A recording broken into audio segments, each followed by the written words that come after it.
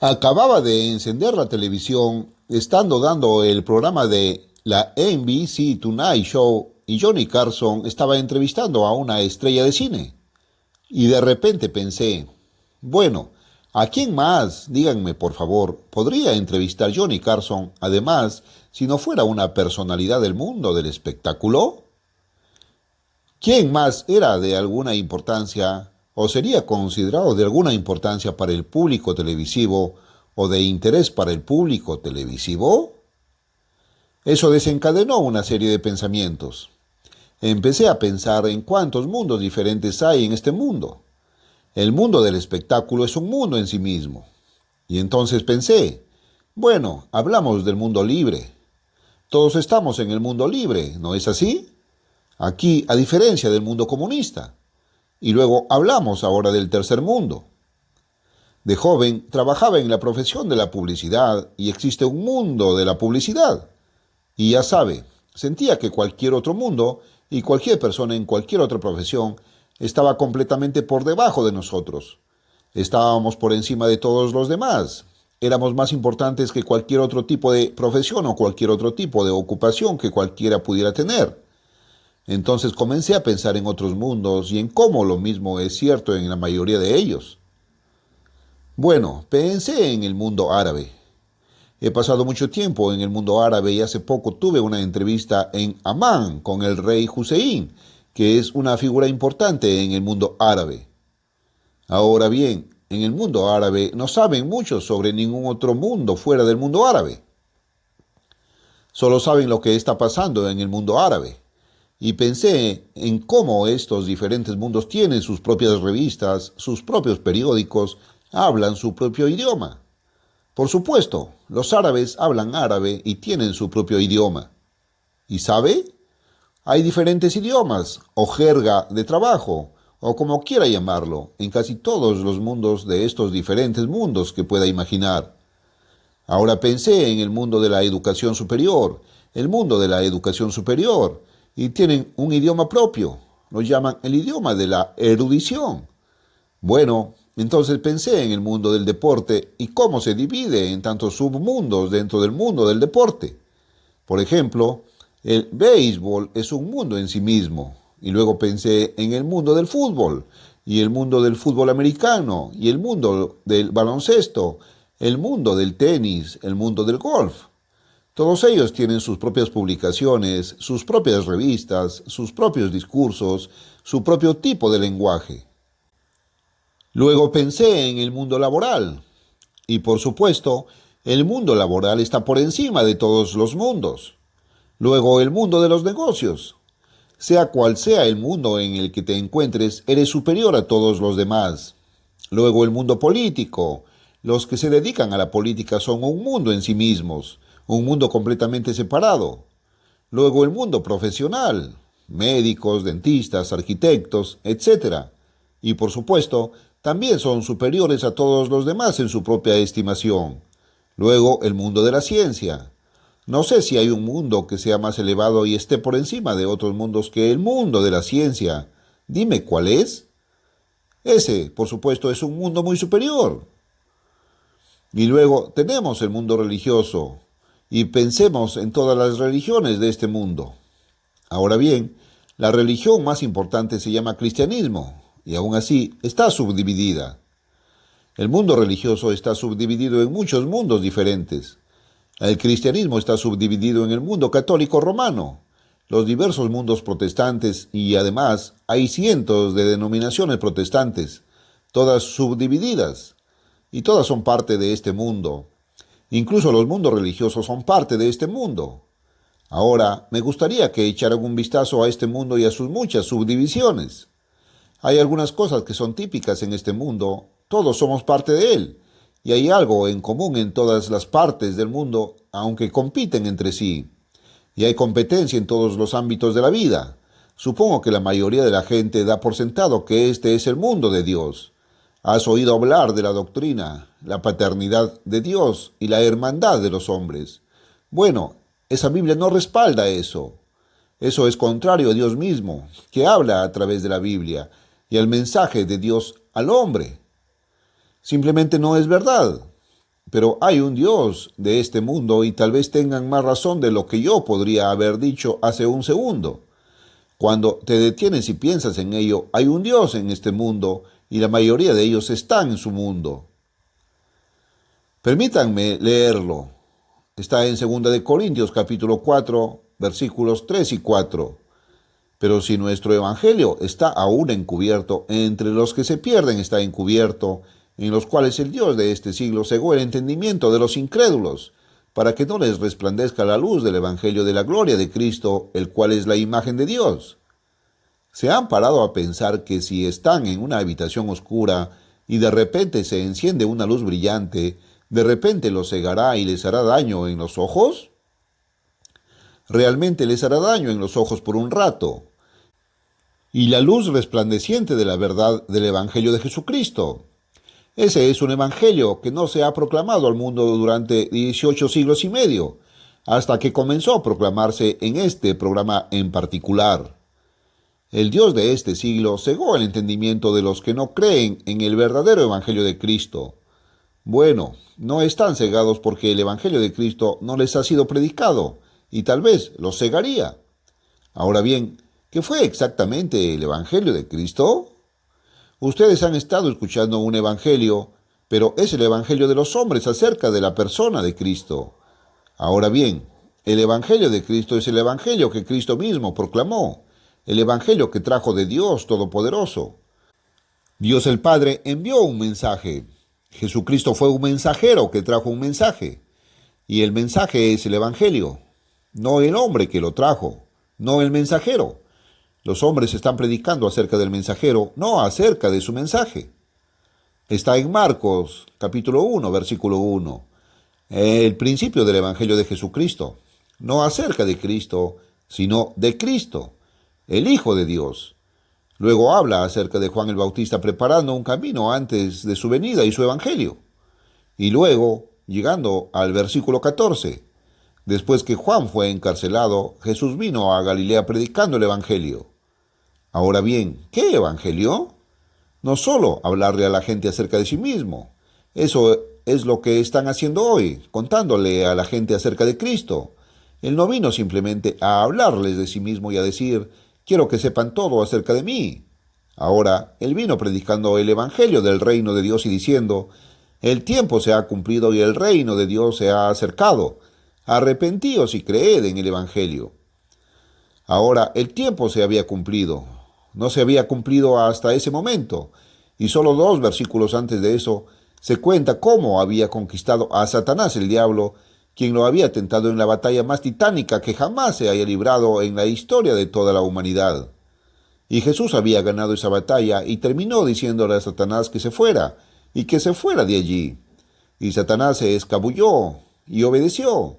Y Satanás estaba sentado en el trono de esta tierra. Él es el Dios de este mundo que ha engañado a la gente. Él era el Dios de este mundo. Ahora Cristo lo había conquistado y estaba calificado para convertirse en el Dios de este mundo. El primer Adán, que había sido creado, fracasó en esa tarea. Pero Jesucristo vino, el segundo Adán, y triunfó, y proclamó el Evangelio. La palabra Evangelio significa buenas noticias.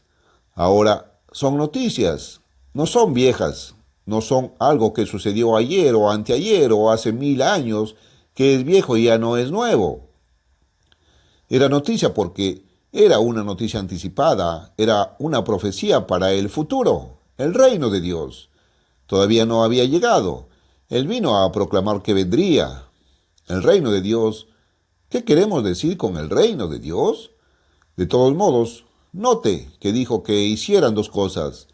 Arrepentirse. Eso significa dar la vuelta de la manera en que están viviendo y tomar el otro camino. Dar la vuelta de la manera en que han estado creyendo y de lo que creen y venir a la verdad y creer eso. Ahora bien, ¿qué es un reino? Jesús vino predicando las buenas nuevas del reino venidero de Dios. Este será el reino de Dios, pero ¿qué es un reino? El profeta Daniel estaba explicándole esto al primer emperador de todo este mundo. Tenemos diferentes naciones en el mundo, y la primera vez que las diferentes naciones se habían reunido en un solo imperio incluyendo varias naciones, fue el imperio caldeo, y el rey Nabucodonosor se sentó en el trono de ese imperio. Él lo había reunido. Y leemos sobre él en el segundo capítulo del libro de Daniel, Daniel 2:28. Y quiero que se fijen ahora en el versículo 28, donde Daniel fue llamado ante el rey. Había tenido un sueño y no podía recordar lo que era, y exigió saber y nadie podía decírselo, pero Daniel había orado y Dios se lo reveló. Y Daniel se presentó ante el rey y Daniel dijo, versículo 28 aquí, Daniel el capítulo 2, pero hay un Dios en los cielos que revela los misterios y ha hecho saber al rey Nabucodonosor lo que ha de acontecer en los postreros días. Mucho tiempo en el futuro, lo que iba a suceder. En realidad, estaba hablando de nuestro tiempo ahora. Estamos en los últimos días hoy. Ahora llegó a la explicación finalmente en el versículo 44, Daniel 2:44. El rey había visto una gran visión o un sueño de una gran imagen, y el rey mismo era la cabeza de oro, y había una sucesión de elementos de tiempo en ella. Después de él vendría el pecho y los brazos de plata, que serían el imperio persa, y después de eso el vientre y los muslos de bronce, que serían el imperio greco-macedonio, y luego un cuarto gran imperio, el imperio romano, las piernas de hierro, y finalmente los pies y los dedos de los pies, resurrecciones del imperio romano llegando hasta nuestro tiempo ahora. Y estamos esperando ahora mismo una resurrección de lo que se conocía como el Sacro Imperio Romano de la Edad Media, después de que el Imperio Romano original había caído. Ahora, en el versículo 44, Daniel 2:44, Daniel dijo, y en los días de estos reyes, es decir, reyes que están surgiendo ahora mismo y que aún no han aparecido, que vendrán en nuestro tiempo. Estarán leyendo sobre esto en sus periódicos. Y en los días de estos reyes el Dios del cielo levantará un reino que no será jamás destruido, ni será dejado a otro pueblo. Desmenuzará y consumirá a todos estos reinos, pero él permanecerá para siempre. En otras palabras, él está hablando de los gobiernos de este mundo, y está hablando específicamente de los gobiernos que ocurrirían en Europa y Europa del Este, Europa Occidental y Europa del Este en nuestro tiempo actual. Y el Dios del cielo va a establecer un reino, y ese reino va a apoderarse de todos los reinos, naciones o gobiernos de esta tierra. Eso incluye a los Estados Unidos, Gran Bretaña, Francia y Alemania. Eso incluye a Japón, China, Rusia, todas las naciones de este mundo, hasta la última de ellas. Lo lees de nuevo en Apocalipsis capítulo 11. Ahora estoy tocando algunos puntos importantes. Apocalipsis 11:15. Los reinos de este mundo han venido a ser. Esta es una profecía, todavía no ha sucedido, pero sucederá. Cuando los reinos de este mundo hayan venido a ser los reinos de nuestro Señor y de su Cristo, y Él reinará por los siglos de los siglos. Un reino, un gobierno que gobernará a todas las naciones de la tierra. ¿Cuántas personas saben que Jesucristo nació para ser rey? Que las profecías del Antiguo Testamento decían que Él vendría como rey, que nacería como un bebé, que crecería, que sería rechazado por los hombres, y sin embargo vendría para ser rey. Y cuando fue crucificado, clavaron sobre su cruz. Este es Jesús de Nazaret, el rey de los judíos. Pero Él no era solo el rey de los judíos, Él venía para ser rey sobre todas las naciones de la tierra, y ellos lo entendieron mal. Él no vino para ser rey la primera vez. Él vendrá de nuevo con ese propósito, otra vez más tarde. Ahora bien, para entender este mundo es necesario saber cómo comenzó. ¿Cuál fue el fundamento de este mundo? Quiero que noten algo al respecto. Comenzó en Génesis, el primer capítulo, Génesis 1:1, y comienza aquí con la creación. En el principio, Dios, o Elohim, que es más de una persona, pero un Dios, al igual que un nombre de familia, una familia, más de una persona, pero una familia. Iglesia, más de una persona, muchas personas según iglesia, pero una sola iglesia. Dios creó los cielos y la tierra. Y finalmente, Dios dijo en el versículo 26, después de haber creado a los animales, cada uno según su especie, ganado según la especie del ganado, perro según la especie del perro, y elefante según la especie del elefante. Dios dijo en el versículo 26, Génesis 1:26, hagamos, no yo, sino hagamos, más de una persona, al hombre a nuestra imagen, conforme a nuestra semejanza, según la especie de Dios. El hombre fue hecho según la especie de Dios.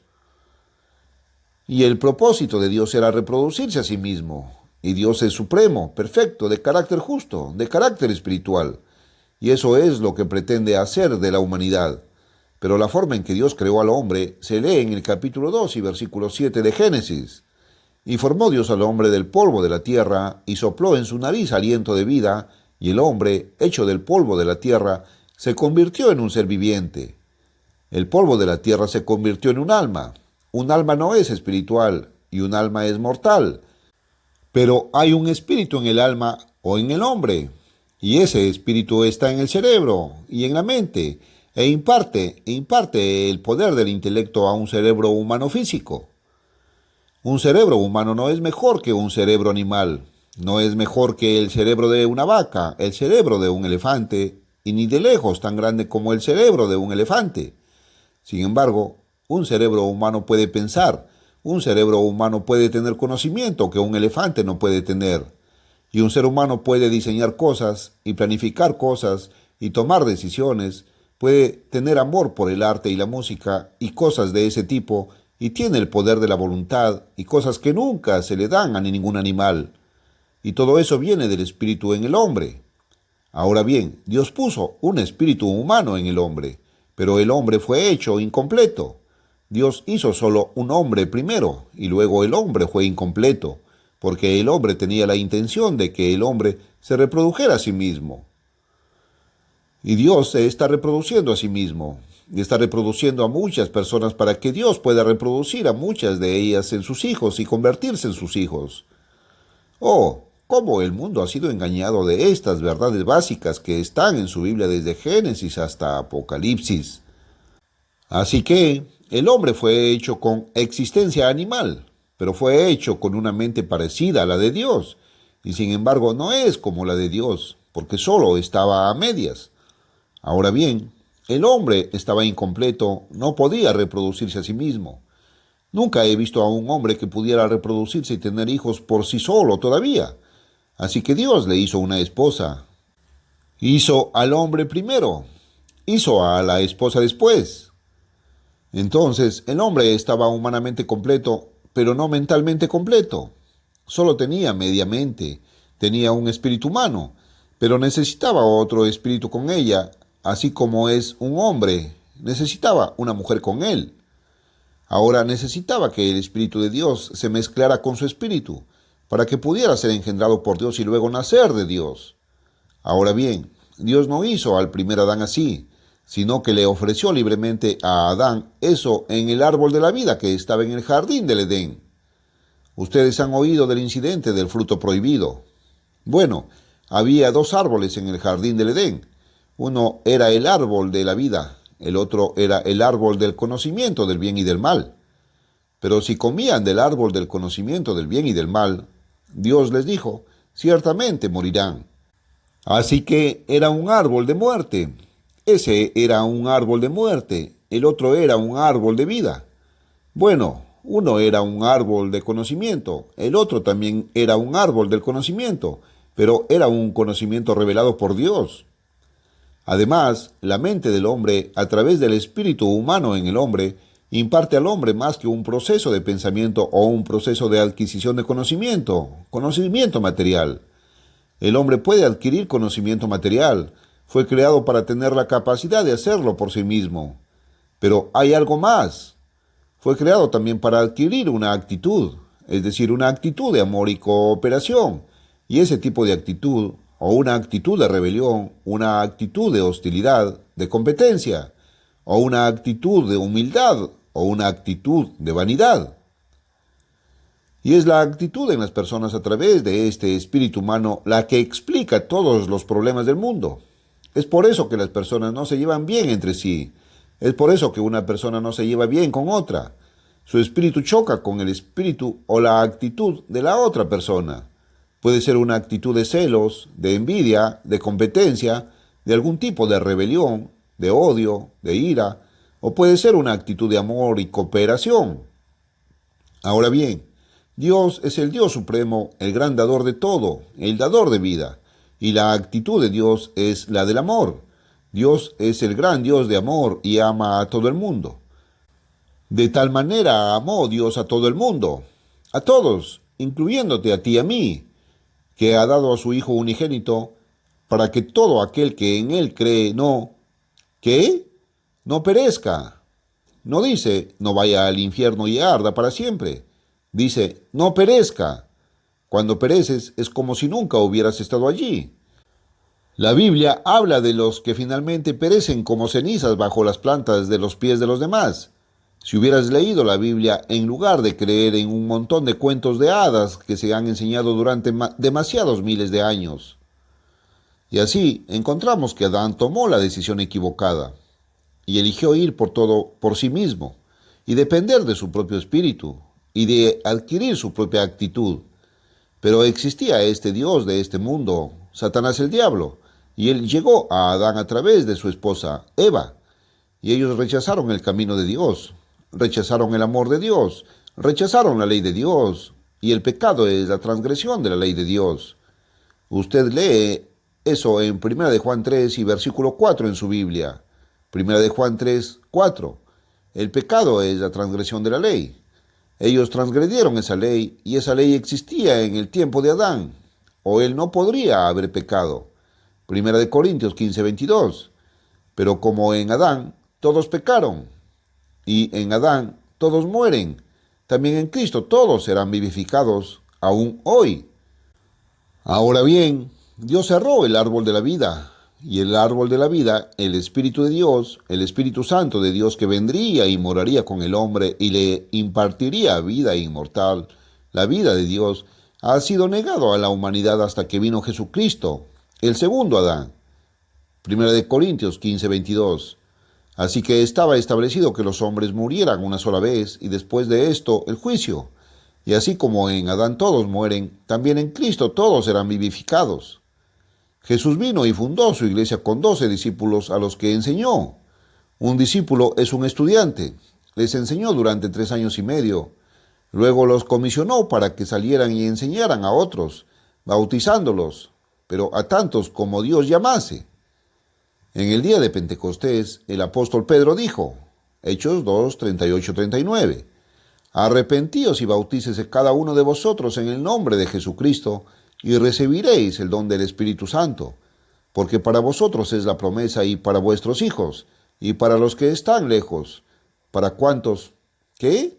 Para cuantos el Señor nuestro Dios llamare. Jesucristo dijo, Juan 6, 65, ninguno puede venir a mí si el Padre que me envió no le trajere. No tengo tiempo para entrar en todo eso, pero quiero decirles que hay mucho de esto en la Biblia. La Biblia no ha sido comprendida.